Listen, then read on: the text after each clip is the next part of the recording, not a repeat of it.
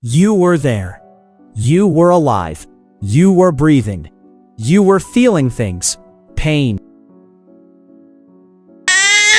warmth, hunger, the sound of a voice that meant safety. And you remember none of it. Not a flicker, not a shadow of a moment.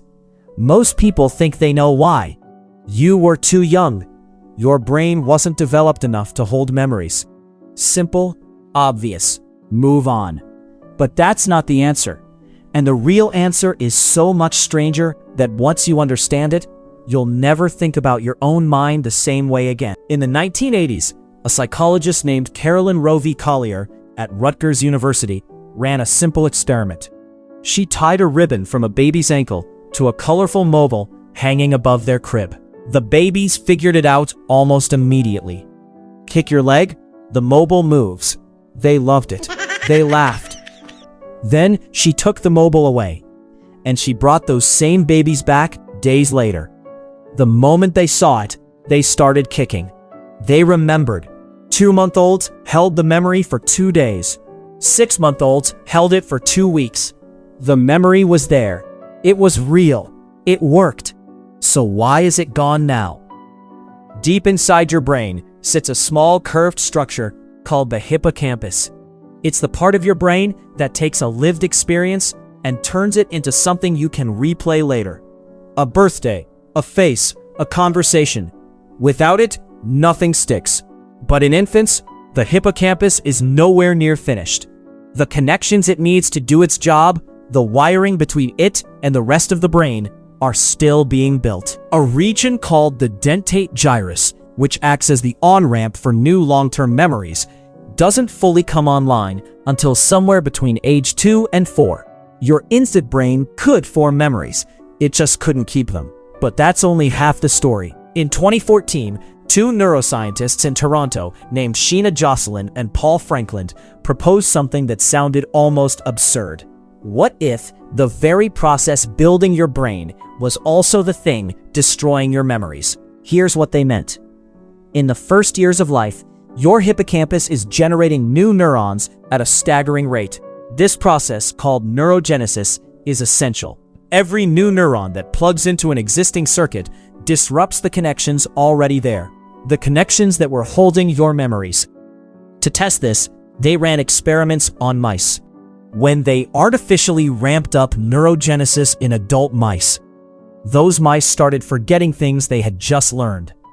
When they slowed neurogenesis in infant mice, those infants held on to their memories far longer than normal. But there's one more layer, and this might be the strangest part of all. To form what scientists call autobiographical memory, the kind where you are the main character of a story you can replay in your mind, you need something most people never think about.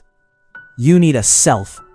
You need to understand that you exist. Developmental psychologists Mark Howe and Mary Courage argued that before roughly 18 to 24 months, infants don't have this. There is a classic test. Put a dot of red on a baby's nose and hold them up to a mirror. Before 18 months, they reach for the mirror. They think it's another child. After 18 months, they reach for their own face. That moment, the birth of self-recognition, lines up almost exactly with the earliest age at which lasting personal memories begin to form. You can't remember being a baby, partly because there was no you yet.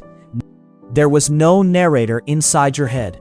There was sensation, there was feeling, there was life, fully lived, but there was no one home to remember it. And then there's language. Psychologist Catherine Nelson spent years studying how children form lasting memories. Her finding was this: language doesn't just describe your memories, it gives them a structure to survive in. Before words, experience is raw, sensory, unorganized. It exists and then it dissolves, like sound in an empty room. And the effect of language is so powerful, it shows up across cultures. Psychologist Chi Wang at Cornell found that Western children, raised in cultures where parents constantly narrate their children's experiences, remember back to around age 3.5. Among the Maori of New Zealand, whose culture places deep value on personal storytelling. First memories reach back to age 2.5. In some East Asian cultures, where early childhood narrative focuses less on the individual self, first memories often don't begin until age 4 or later. The culture you were born into shaped how far back you can see. So here is what actually happened to your earliest years. Your hippocampus wasn't ready, and when it started to be, the surge of new neurons tore through the circuits, storing what little you had. You had no sense of self to anchor experience to, and you had no language to give it any shape that could last. It wasn't one thing, it was everything, all at once. The baby in those early photographs lived a full life. You just didn't exist yet to meet them.